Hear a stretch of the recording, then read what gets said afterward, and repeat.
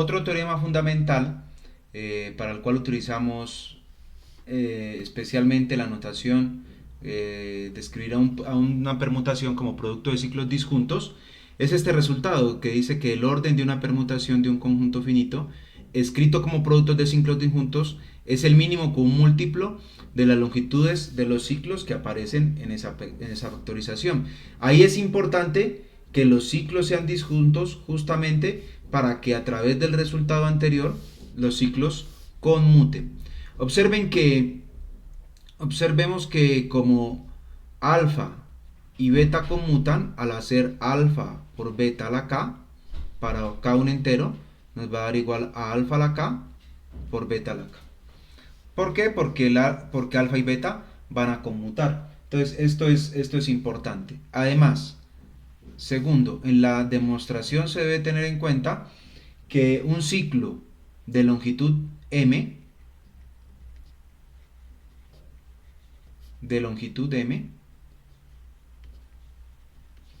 tiene orden m.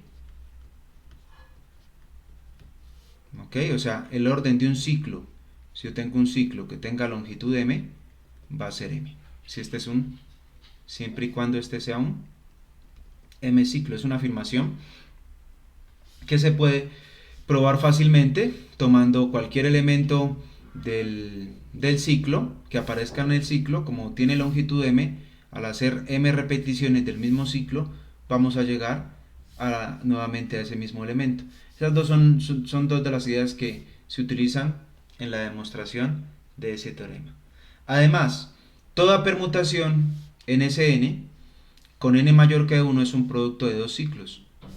En algunos libros se utiliza la palabra transposición para referirnos a dos ciclos.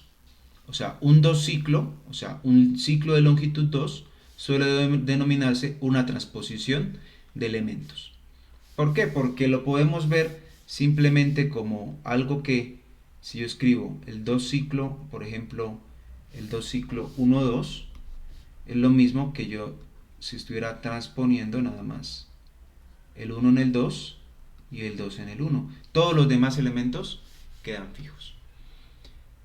La idea para la demostración de este teorema es la siguiente: la identidad.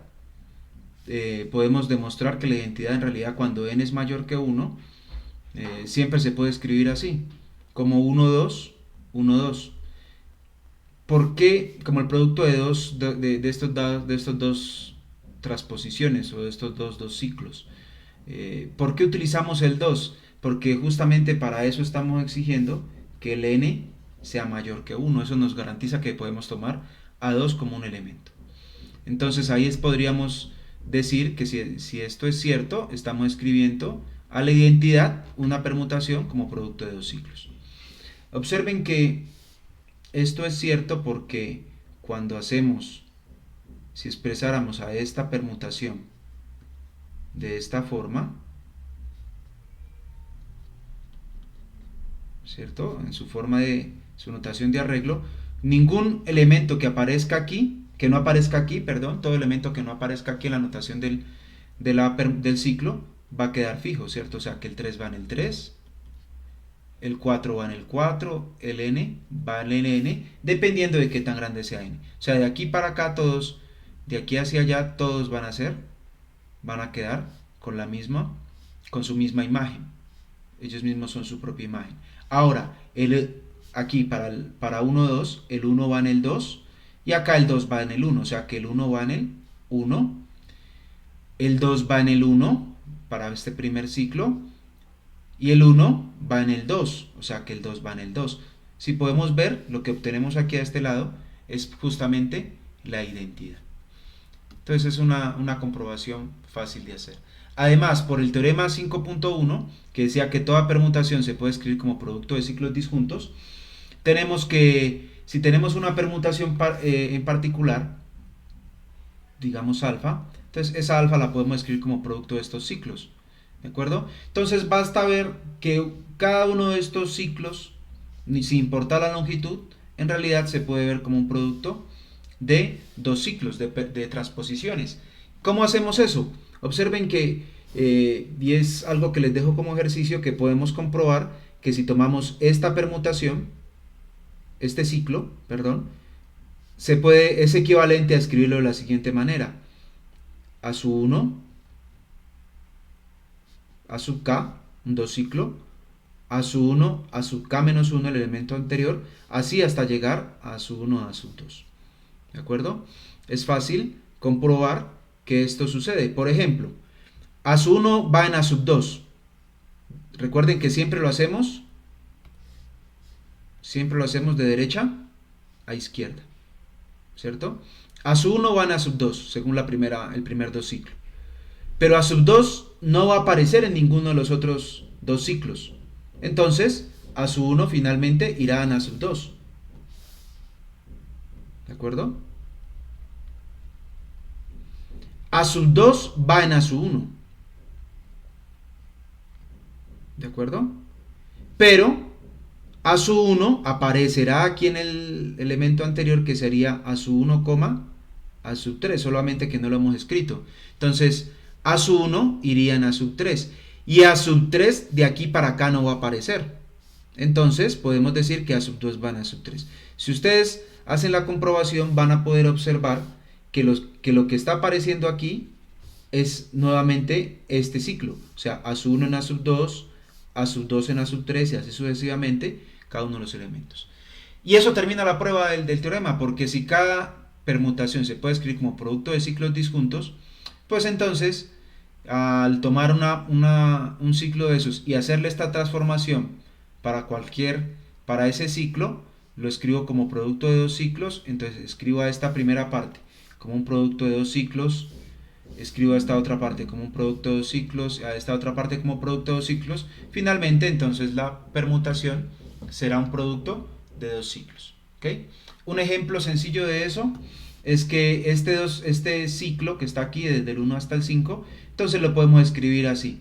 Observen que aquí hemos utilizado una notación alternativa para este ciclo. Si este es un ciclo, entonces yo lo puedo escribir también así: 5, 1, 2, 3, 4. Y entonces, usando la misma notación que utilizamos en la demostración del teorema, el 5 va en el 4, ¿cierto? El 5 va en el 4. Tomo el 2 ciclo 5 en el 3, el 2 ciclo 5 en el 2 y el 2 ciclo 5 en el 1. Y estos son los que aparecen. Pueden comprobar también que se puede escribir como de esta forma, como producto de 2 ciclos. Es decir, una cosa importante aquí, este va a ser un resultado muy importante cuando escribimos una permutación como producto de 2 ciclos. Observen que no son disjuntos primero, ¿cierto? No exigimos que sean disjuntos, no tienen por qué ser disjuntos. También que el producto no es único, es decir, podemos tener este producto, pero también ustedes pueden comprobar que lo puedo escribir como este producto de 2 ciclos. No es único, pero sí hay una propiedad que se va a cumplir. Si una permutación se puede escribir como un número par de 2 ciclos, como producto de un número par de 2 ciclos, no importa la representación, siempre se va a poder escribir como un producto de un número par de 2 ciclos. ¿Ok? Entonces, vamos. Eso es lo que sigue en el siguiente lema. Y la primera permutación, nuevamente, por la cual nos preocupamos, es la permutación identidad. Es decir, la identidad se puede escribir de esta forma, donde los betas son 2 ciclos. Siempre que se pueda escribir así, ese R que aparece ahí es par. Recuerden que la demostración de uno de los resultados anteriores habíamos dicho que la identidad se puede escribir como 1, 2, como el producto de 1, 2, 1, 2. ¿De acuerdo? Entonces ya tengo un número par. Lo que está diciendo este teorema es que siempre va a ser un número par. La demostración aparece en el libro y la pueden consultar. El teorema 6.1 es el que en realidad nos interesa, el que resume todos estos resultados, porque dice que si una permutación alfa se puede escribir o se puede expresar como un producto de un número par, impar de 2 ciclos, par o impar de 2 ciclos, entonces cualquier descomposición que hagamos de ese alfa como producto de 2 ciclos siempre va a ser par o siempre va a ser impar, según sea el caso. Es decir, si alfa se puede escribir así, de estas dos formas, observen que aquí tengo una R y una S, no tienen por qué ser ciclos disjuntos, pero sí dos ciclos, entonces R y S deben tener la misma paridad, o sea, deben ser pares o impares a la vez. Ese resultado es importante para la siguiente definición. Una permutación que se puede escribir como un producto de un número par de dos ciclos se denomina una permutación par. Por otro lado, aquella que se puede escribir como un producto de un número impar de dos ciclos se denomina una permutación impar. Esto finalmente nos lleva a poder demostrar el siguiente teorema. Y es para lo que hicimos al comienzo. Si yo tengo una permutación, la permutación identidad, vimos que la permutación identidad entonces es par. ¿De acuerdo? Por eso el conjunto de permutaciones pares en Sn forma un subgrupo de Sn. A ese conjunto de permutaciones pares lo vamos a llamar o lo vamos a denominar el grupo alternante a su n, que es el grupo nada más ni nada menos que el grupo de las permutaciones pares de n símbolos y se denota con el símbolo a su n. Entonces se denomina también grupo alternante de grado n. Es el conjunto formado por todas las permutaciones pares. También podemos hablar del conjunto formado por todas las permutaciones impares, pero ya es imposible que sea un grupo, porque la permutación identidad, como lo decíamos hace un momento, es par, es decir, E pertenece a su n. Entonces, si estudiáramos el conjunto de permutaciones impares, ya no podría ser un grupo, porque la identidad no podría ser un subgrupo de S sub n, ¿de acuerdo? No podría ser un subgrupo de S sub n, porque la permutación identidad no es impar. ¿Okay? Un resultado muy importante que se puede probar es que el conjunto de permutaciones impares, o el grupo alternante, el grupo de permutaciones impares, tiene n factorial sobre dos elementos. Para hacer esta demostración tenemos que recordar que S sub n, el conjunto de todas las permutaciones, el cardinal es n factorial. ¿Ok? Que además acabamos de probar que este A sub n es un subgrupo de S sub n, y lo que podemos hacer es construir una función f que va del conjunto de permutaciones impares. Voy a escribir así. Sabemos que esto no es un grupo, pero pues puedo escribirlo como conjunto en el conjunto de permutaciones pares y formar una función que va a ser biyectiva, es decir, que voy a tomar una permutación impar, la que sea, o sea que se puede escribir como un producto, como un número impar de dos ciclos, y multiplicarla por el 2 ciclo 1, 2. ¿De acuerdo? Este 1, 2 está garantizado nuevamente porque n es mayor que 1.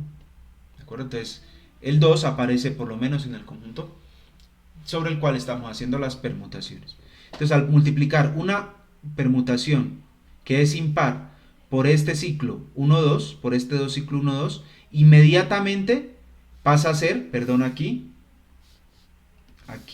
es S sub n, no es S sub n, sino A sub n. Pasa a ser, más que otra permutación, pasa a ser una permutación par. Por ejemplo, si este es el producto de 3, 2 ciclos, aquí va a ser de 4, 2 ciclos, o sea, par. Si este es de 5, 2 ciclos, entonces aquí es 6, o sea que es par. ¿De acuerdo? Entonces, una clave es probar que esta función es biyectiva. F es una función biyectiva. Eso demuestra que como estos dos conjuntos son finitos y tengo una función biyectiva, el cardinal de los dos conjuntos, ¿cierto?